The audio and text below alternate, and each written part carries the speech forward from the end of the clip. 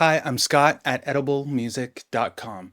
You might be coming to MPC Beats from one of many directions. Either it might have come with your audio interface, or your MIDI keyboard or pad, or you might have just picked it up.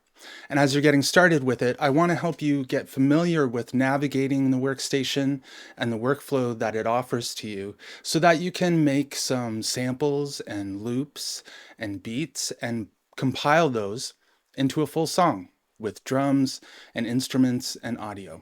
Come on in. When you first get started, you can select your MIDI device. And if you don't have one, don't worry about it too much. I'm going to show you in a little bit how to make use of this workstation without it. You also have the choice of choosing between a simple and an advanced workstation. And this just affects the presentation of the workstation. All of the features are still there. They might just be tucked in if you're using the basic workspace, and then the advanced workspace will include all of those. I'm going to start with the advanced workspace just to show you the features of the program. And we can start making beats. It's important right away to get a handle on the workflow of the program. You'll mostly be working from right to left. On the rightmost side of the screen is your file and media browser, and you can specify a few directories on your computer in case you have your own collection of samples and loops. This is your cupboard of samples that you'll then use and load into your project. Let's start by making some drums. I'll find a kick drum first.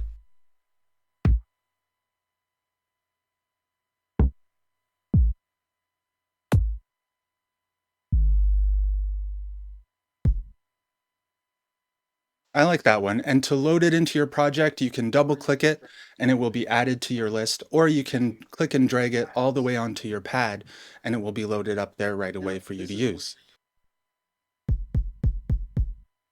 And this is where you'll notice that MPC Beats is designed with some kind of MIDI keyboard or MIDI controller in mind. And that's how you would assign your cue link knobs and your pads. However, if you were to just look at the bottom of the screen here, instead of hitting a pad, I can hit my keys on the keyboard and it will work just the same.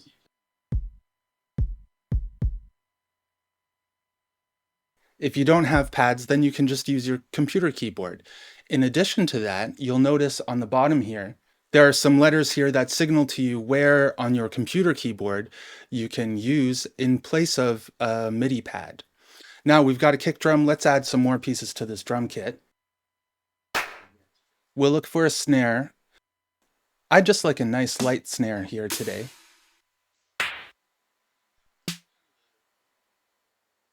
Side stick snare. I like that one. It has a bit of a side stick snare sound. And we'll add some hats right away too.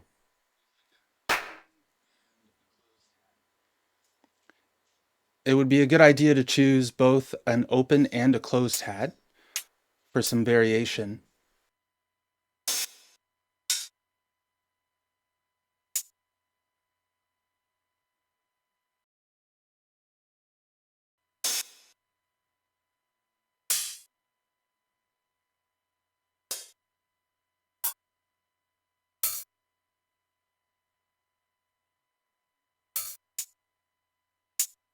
Now you can see I've chosen an amalgam of samples from different genres and styles. You can pick and choose whichever kinds you want that will suit the song that you're working on.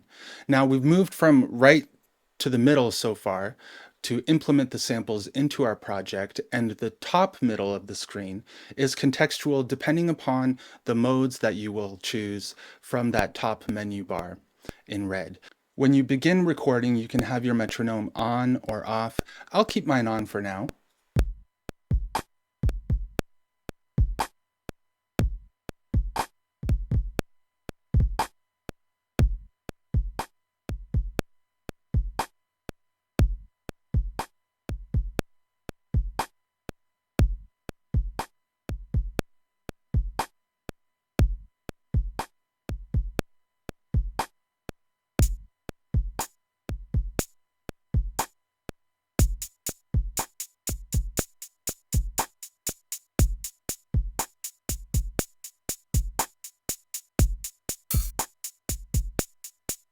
You'll notice that even though I didn't perform all that well necessarily, the quantization is automatic, and you can choose your quantization settings from this menu up in the top middle in the recording functions.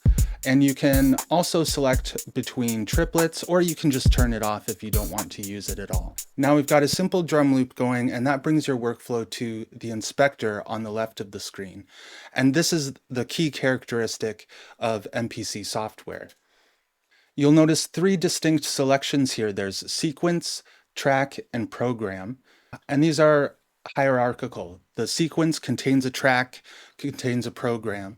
You can think of a sequence as the section of a song, and however you compose your songs, you might think of it as, main or chorus, verse, or part A, part B, breakdown, whatever you are already using.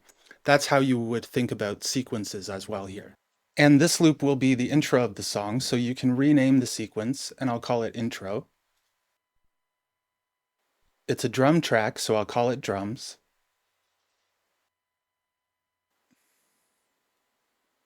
Okay, so now contained within the sequence, we can add an additional track.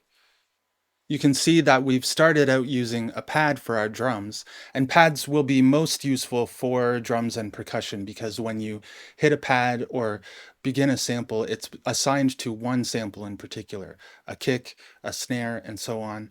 Whereas a key group will contain a collection of samples. So if you have a sampled piano in which each individual key is given its own sample, then a key group will be able to make use of and assign those samples to the keys as you're using them.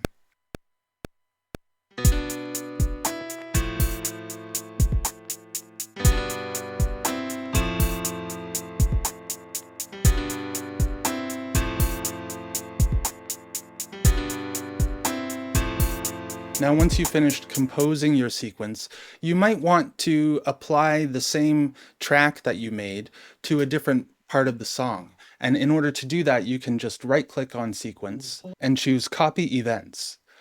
And it will pull from the information in the sequence where you can then place it into a different sequence. You can choose from which sequence. So we've got our intro.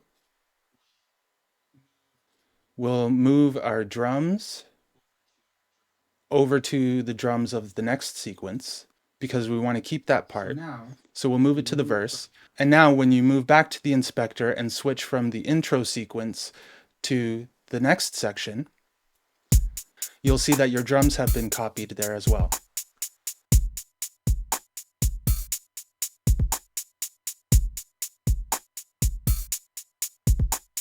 And I'm just going to play a quick piano chord to begin the verse because as I'll show you in a little bit, it will help to line up coming out of the intro and into the verse. I'll just lay that down real quick.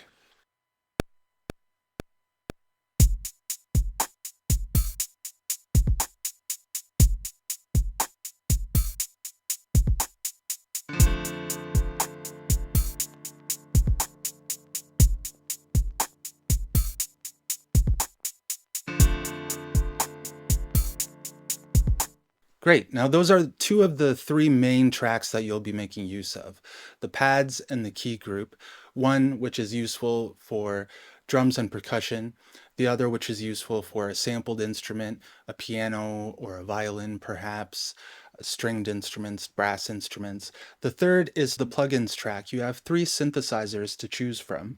You can choose from a bass or a synthesizer or an electric, which is sort of like a Rhodes-ish keyboard. We'll choose the bass line for now.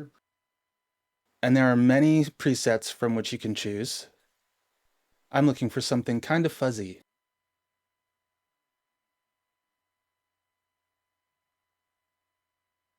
You can, of course, change up the parameters to your taste, but we'll just stick with the preset for now to get you started. The preset.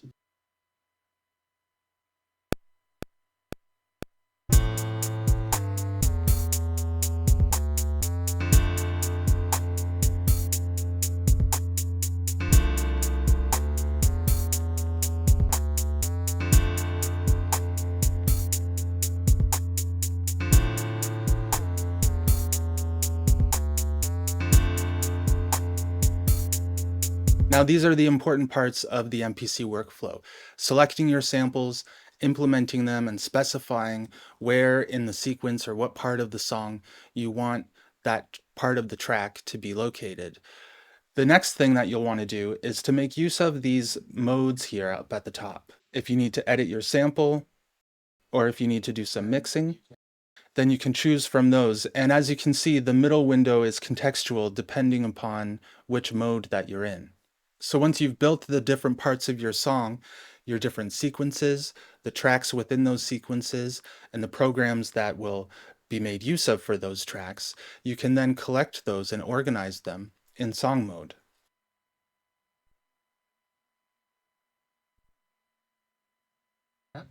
Here you can organize the sequences that you've got by inserting a step and specifying which sequence you want to start the song. We've already specified it as intro.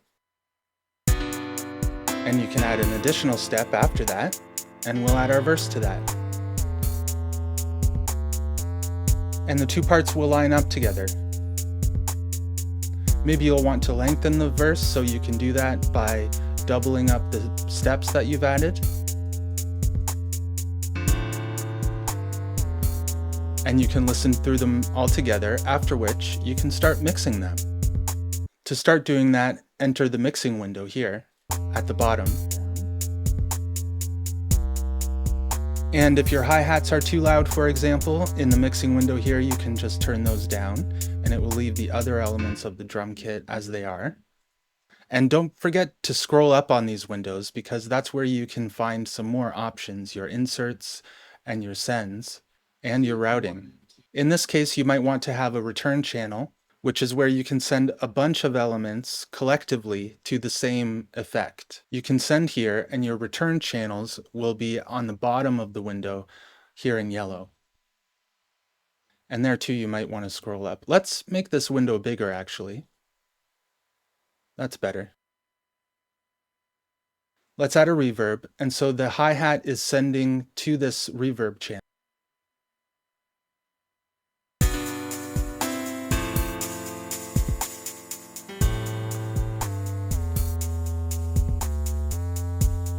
Let's send the snare to it as well.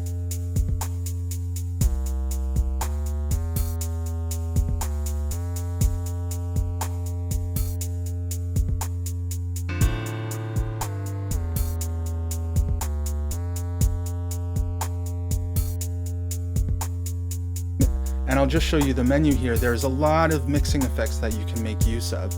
It might get a little bit overwhelming. So to help you out, I designed a series that will walk you through using EQ and compression, reverb effects, and other saturation effects. All of these things combined together in order to get a song sounding as good as possible. And to help you out, I walk you through these stages with my 5-day foundation series. Get it at ediblemusic.com/5days. There's another cool one that you can do here, where you can emulate the different drum machine models.